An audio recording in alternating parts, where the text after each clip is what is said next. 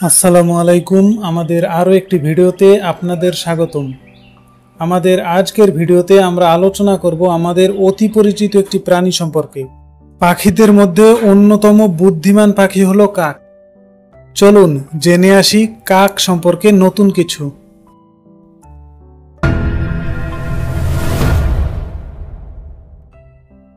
আপনি কি জানেন কাক মানুষের চেহারা মনে রাখতে পারে এবং তা প্রায় কয়েক বছর তারা কে বন্ধু এবং কে শত্রু তা চিনে রাখে এবং অন্যান্য কাকদেরও তা জানিয়ে দেয়। কখনো এরকম হয়েছে যে আপনি সাজগোজ করে বের হলেন আর কাক আপনার মাথায় টয়লেট করে দিল? জেনে অবাক হবেন, কাক এই কাজটা ইচ্ছে করেই করে থাকে। তারা মানুষের সাথে দুষ্টুমি করে এই কাজটা করে। কাক মাঝে মধ্যে অন্যান্য কাককেও বোকা বানায়। তারা এক স্থানে খাবার লুকিয়ে রাখে, যদি সেটা অন্য কোনো কাক দেখে ফেলে তাহলে কিছু সময় পর এসে সেই স্থান থেকে আবার অন্য কোথাও লুকিয়ে রাখে। তাতে আগের সেই দেখে ফেলা কাকটা ধোঁকার শিকার হয় এবং সেখানে যে কোনো খাবার খুঁজে পায় না। যদি কোনো সময় কোনো কাক দুর্ঘটনার শিকার হয়ে মারা যায় তবে তারা সবাই দলবদ্ধ হয়ে শোক পালন করে এবং যদি কেউ এর জন্য দায়ী হয় তবে তার উপর প্রতিশোধ নেওয়ার চেষ্টা করে।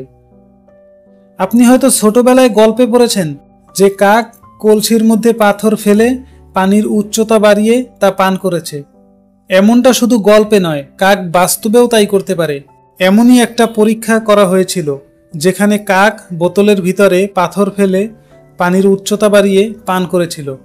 বিজ্ঞানীরা একটি যন্ত্রের মাধ্যমে কাকের বুদ্ধি পরীক্ষা করেছিলেন। সেই যন্ত্রের মধ্যে ময়লা ফেললে কাকের জন্য খাবার বের হতো। কাক সেই যন্ত্রের মাধ্যমে নিয়মিত খাবার গ্রহণ করেছে।